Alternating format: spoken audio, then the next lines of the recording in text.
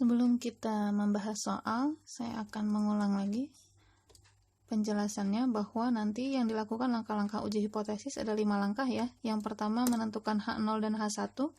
Dari sini ketika kita menentukan H0, H1, kita bisa menentukan apakah dia ujinya satu arah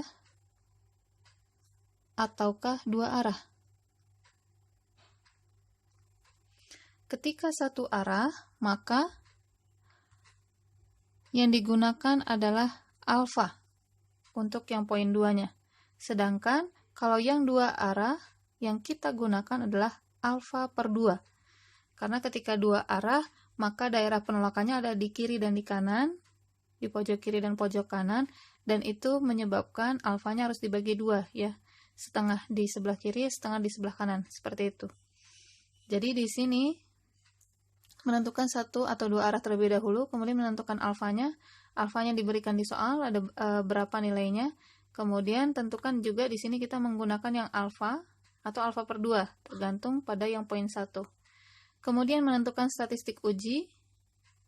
Ini ya, untuk statistik uji, berarti menggunakan yang ini. Ini untuk uji rata-rata ya, pengujian hipotesis rata-rata. Apakah itu statistik uji Z, apakah uji T. Kemudian untuk menentukan kriteria uji atau nilai kritis, itu kita menentukan area penolakan. Nanti area penolakan itu didapatkan dari apakah dia menggunakan tabel T atau tabel Z dulu deh ya, tabel Z atau tabel T. Tabel Z dan tabel T ini didapat dari mana pemilihannya? Dari yang poin 3. Kalau poin 3 uji Z, berarti di sini menggunakan tabel Z. Kalau poin 3-nya menggunakan uji T, maka di sininya menggunakan tabel T. Kemudian menentukan kesimpulannya. Jika yang poin 3, statistik uji, itu masuk ke area penolakan, maka H0 ditolak.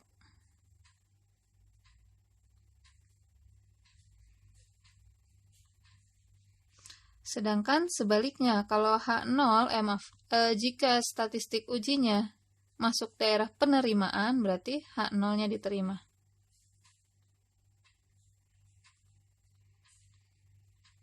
Jadi, menentukan kesimpulannya adalah melihat statistik ujinya ada di mana, maka itu berefeknya pada H0.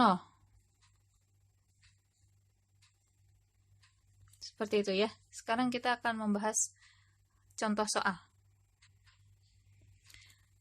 Contohnya kita mau berhipotesis bahwa rata-rata seorang mahasiswa memiliki perangkat elektronik adalah 3 buah.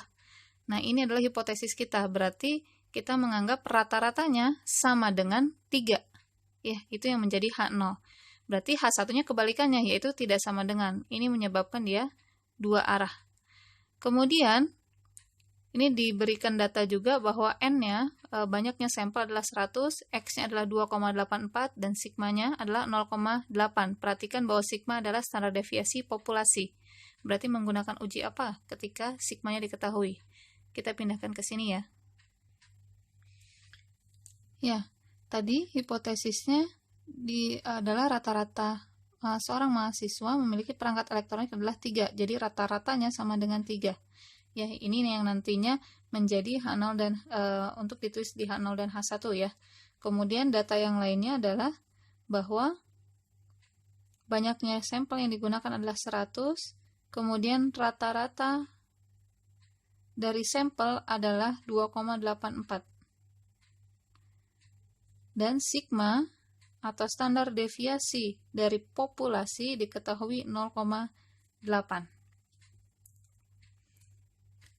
Diberikan juga di soal bahwa alfa yang akan kita gunakan adalah 0,05.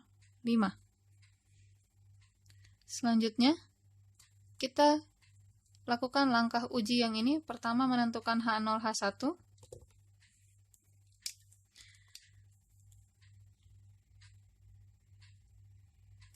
Berarti kita akan punya H0-nya adalah mu sama dengan 3. Otomatis H1-nya itu mu-nya tidak sama dengan 3, lawannya ya. Dan karena ini tidak sama dengan, menunjukkan kita akan menggunakan uji dua arah. Karena dua arah berarti nanti kita akan menggunakan alfa per 2 ini ya. Kemudian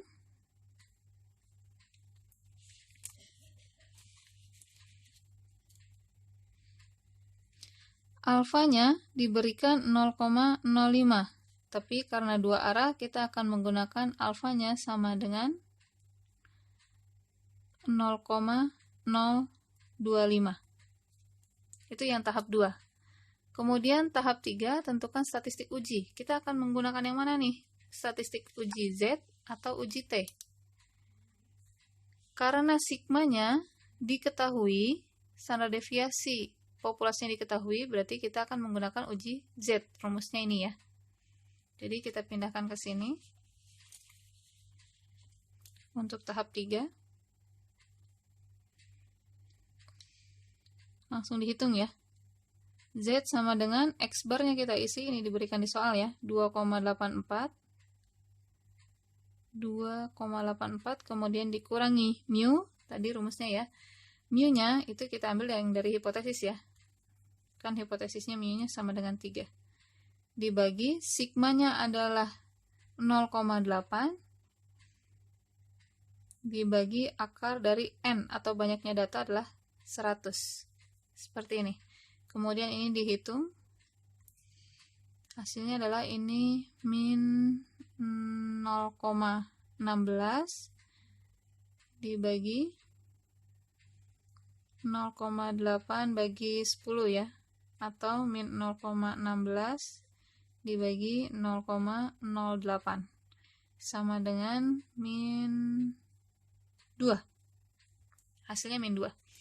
Nah, kemudian tahap 3 sudah selesai, kita sudah punya statistik uji. Sekarang kita akan menentukan area penolakan. Area penolakan, karena kita menggunakan uji Z, berarti kita akan menggunakan tabel Z. Ya, apa yang dicari di tabel Z? Karena kita akan menggunakan alfanya alfa per 2 yaitu 0,025. Berarti kita mencari Z dengan alfa yang hasilnya adalah 0,025. Kita akan lihat di tabel berapa Z alfa 0,025.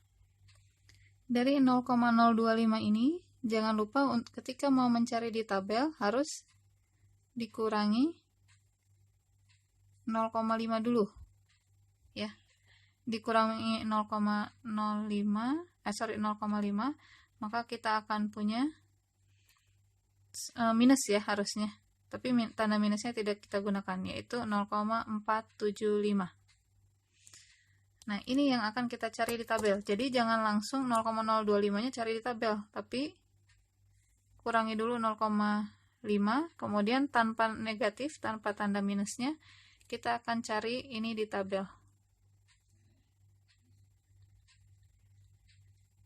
Oke, ini tabelnya ya. Tabel Z yang sudah familiar sama kalian ya. Kita cari 0,475 itu di tengah sini. 0,475. Oh, ini ada yang pas nih ya. Berapa nih? 0,475. Di sininya adalah 1,96. Ya, 1,96. Berarti Z 0,025 isinya adalah 1,96.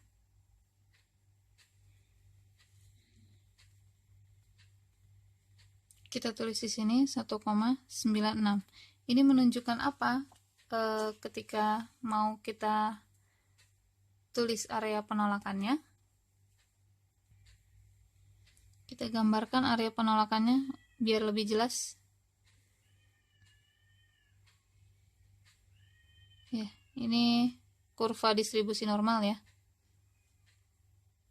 Dengan titik tengahnya mu-nya sama dengan 0. Nah, 1,96 ini karena tadi kita dapatkannya dua arah, berarti dia ada di kanan dan di kiri. Ya. Ada di kanan sini dan di kiri sini. Di kanan sini dan di kiri ya. Ini kita arsir. Nah, posisi 1,96-nya itu di mana? Di sini. Kalau yang di kiri berarti tinggal kita berikan tanda minus 1,96. Yang ini berarti plus ya, 1,96. Yang diarsir ini adalah daerah penolakan.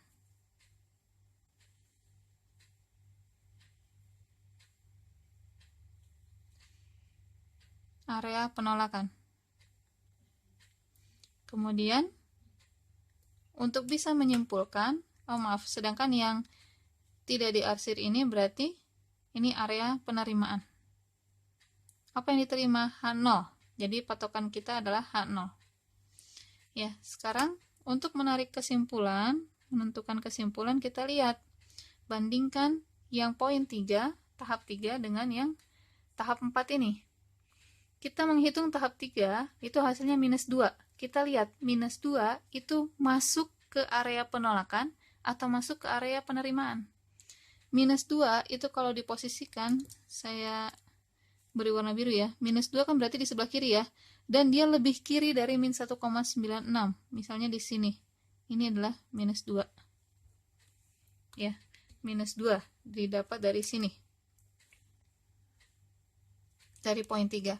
Nah, bisa kita lihat bahwa ternyata poin 3 statistik ujinya ini masuk daerah penolakan, masuk area penolakan, sehingga kita bisa simpulkan bahwa H0-nya ditolak karena masuk daerah penolakan.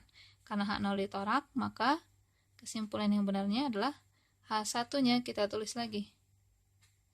H0 ditolak berarti H1 yang benar, H1-nya kita tulis lagi sama seperti ini ya, H1 mu ternyata tidak sama dengan 3. Jadi hipotesis kita mengenai rata-rata perangkat elektronik mahasiswa rata-ratanya sama dengan 3 itu tidak tepat ya,